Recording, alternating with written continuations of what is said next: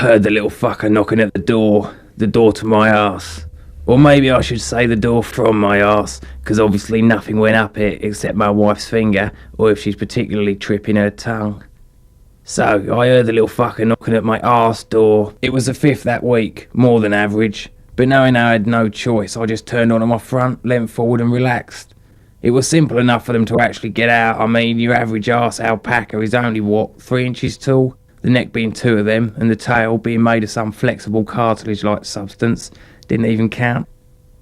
I never actually saw how they did it, due to the necessity of my head being pushed into the pillow and my arse into the air. But there was no problem, no discomfort, unless I attempted to leave them in there, which I hadn't done for 3 months.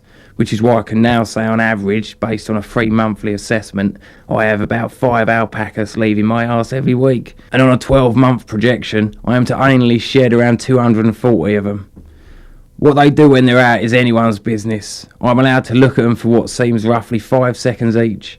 Any more than this has proven dangerous, as I am repaid with a 3-hour just-eaten hot ball bearing sensation. And am cursed with an odd twist on the bad luck effects. Previous examples includes my wife's moustache and cannibal instincts in our kids. So I just let them roam around in my room, one at a time, always one at a time. Occasionally, I suspect, feeding them an item of clothing, carpet or plant, or maybe scratching shit from their coats, and then they're just gone, disappeared, simple as that.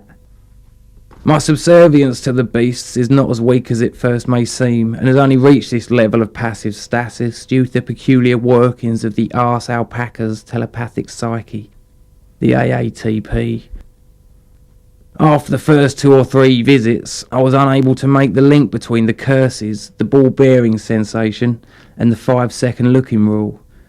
I wrongly thought that they were just more signs I was plummeting the depths of my reality, and physical and karmic illness were just another manifestation of this. I was wrong.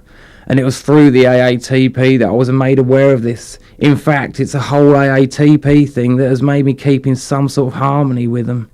First, I am made aware of a transference between forms. In my mind, language becomes object, and object becomes language. I begin to think in objects about the language around me. After some minor confusion, I move on to a plateau of what I can only describe as inaudible sound, like a massive sonic possibility that seems to threaten the silence it owes itself to. Colour becomes atonal, yet spectral, different from itself without leaving a continuity. Then suddenly, amongst this bliss, I am told everything I need to know about the alpacas by the alpacas. But strangely not what I want to know about them, just their rules, or should I say their guidelines. Then slowly all slips back to how it was before, with my arse in the air, my head in the pillow, and sometimes my wife coming in and saying, "The alpacas?" and me replying with a sweat, "Yes, but I'm alright now."